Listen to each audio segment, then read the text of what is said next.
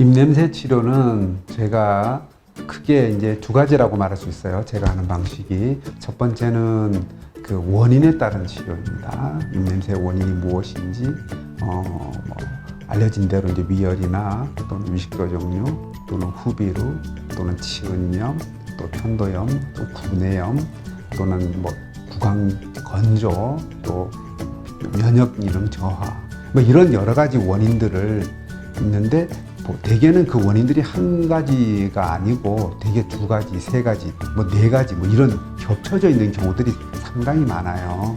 그러면 그 원인에 따른 치료를 하게 되고 또 가령 구내염이다. 그럼 구내염이 왜 생겼나? 일반적으로 알려진 원인보다 더 근본적인 원인에 따라서 치료를 해 주어야 좋은 결과를 얻을 수 있다는 것이고요.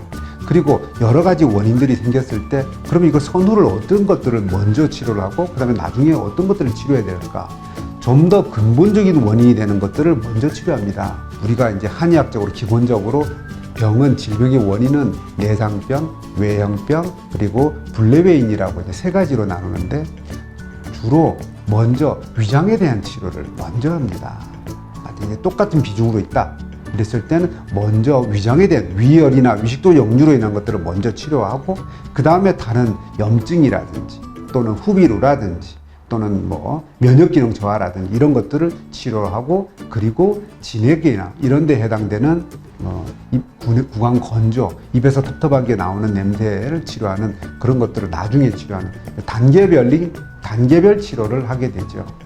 그거는 이제 구취 환자분들이 그 구취가 나기 시작한 지 얼마나 된 기간이 중요하고 또 우리가 검사를 했을 때 구취의 정도에 따라서 또 구취의 원인이 몇 가지냐에 따라서 사실은 차이가 많이 납니다. 그래서 뭐 보통은 3개월, 좀 길면 6개월, 아주 길 때는 그 이상 가는 경우들도 있습니다. 근데 보통은 일반적으로는 3개월, 좀 구취가 심하다든지 병의 원인이 여러 가지라든지 입냄새가 생긴 지 기간이 오래되었다든지 또는 입냄새의 정도가 좀 심하다든지 이랬을 때는 6개월 정도로 치료를 하게 되죠.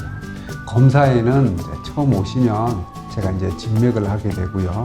그 다음에 구취의 정도가 어느 정도인지 측정하는 구취 측정을 하게 되고 또 그리고 구취가 어디에서 나오는 구취인지 구취의 이제 종류별로 구취가 나오는데 우리가 사실 입에서 나오는 가스의 양을 측정하는 거예요. 근데 그 구취를 유발하는 가스가 우리가 크게 세 가지라고 말할 수 있습니다. 그래서 가스의 종류에 따라서 각 가스의 양을 측정을 해서 가스가 나왔을 때 이게 위장에서 내원한 것인지 또는 입안에서 나오는 것인지 무슨 염증이나 이런 걸로 문제에서 나오는 것인지를 이제 구별을 해서 이 원인이 무엇인지에 대해서 또 그 원인별로 어느 정도인지를 측정하는 것이 있고요. 또 자율신경 검사를 합니다. 그래서 이분이 자율신경, 즉 심리적인 영향이 어떤 것들이 있는지, 그래서 자율신경이 어떤 영향을 주는지, 그래서 이분의 면역력에 어떤 영향을 주는지를 평가하는 것이 있고요.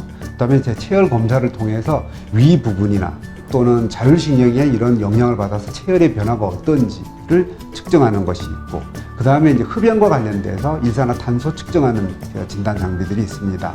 그리고 구강 건조와 관련돼 가지고 입안의 건조도가 어느 정도인지를 측정하는 구강 수분 측정기를 이용하는, 그래서 구강 내 수분 측정을 하는 그런 검사 장비들이 있습니다. 그래서 그런 검사를 통해서 구취의 정도를 알게 되죠.